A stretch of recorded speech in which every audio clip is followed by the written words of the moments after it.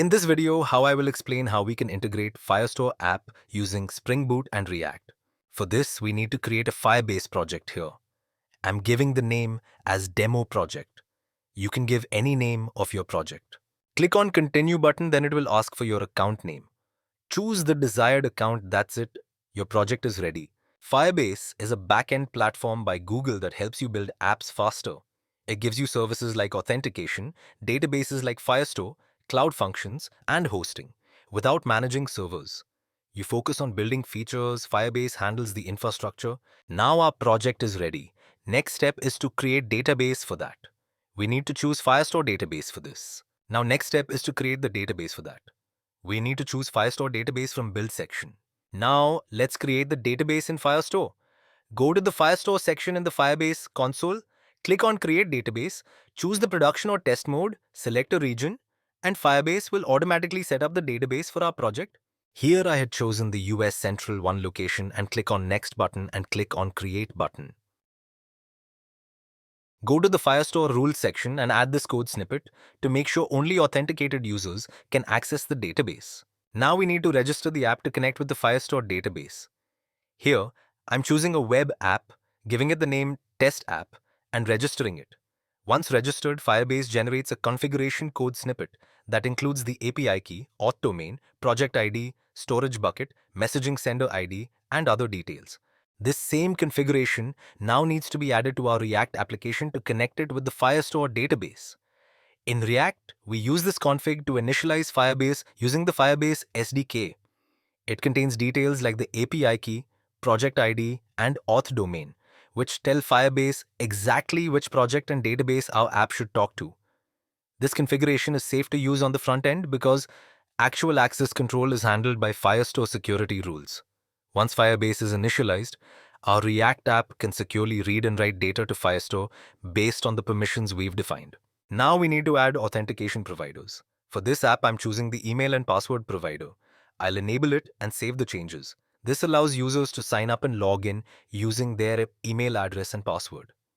Once enabled, Firebase handles user authentication securely, and every logged-in user gets a unique identity that Firestore can use to control database access through security rules. In the same way, we'll now add another authentication provider, Google Sign-In. I'll select the Google provider, enable it, choose a support email, and save the changes. This allows users to log in with their Google account using a single click, without creating a new password. Firebase handles the entire OAuth flow and securely authenticates the user. Here, it asks for the project ID. I'll select the project and click on Save. Once saved, the Google authentication provider is generated and enabled. Now, both authentication methods, email and password, and Google Sign-In, are fully set up and ready to use in our application. Next, go to the Email Templates section in Firebase Authentication. Here, we can configure the emails Firebase sends to users, like email verification, password reset, and email change notifications. We can customize the sender name, reply to email, subject, and message content, so these emails match our app's branding and look professional. In React, Firebase config should be added, and now we need to generate the Firebase service account JSON file. This file is used by our Spring Boot backend to securely connect to Firestore with admin access. After generating it from the Firebase console, we place the JSON file inside the resources folder of our Spring Boot project, so the application can load it at runtime. Now let's test the login flow using the Google authentication provider. I'll click on Sign In with Google, select my Google account, and once the login is successful, Firebase authenticates the user and grants access based on our Firestore security rules. And it is logged into the application now. Now we will try to create user by giving the name, email address, and password and click on Create Account.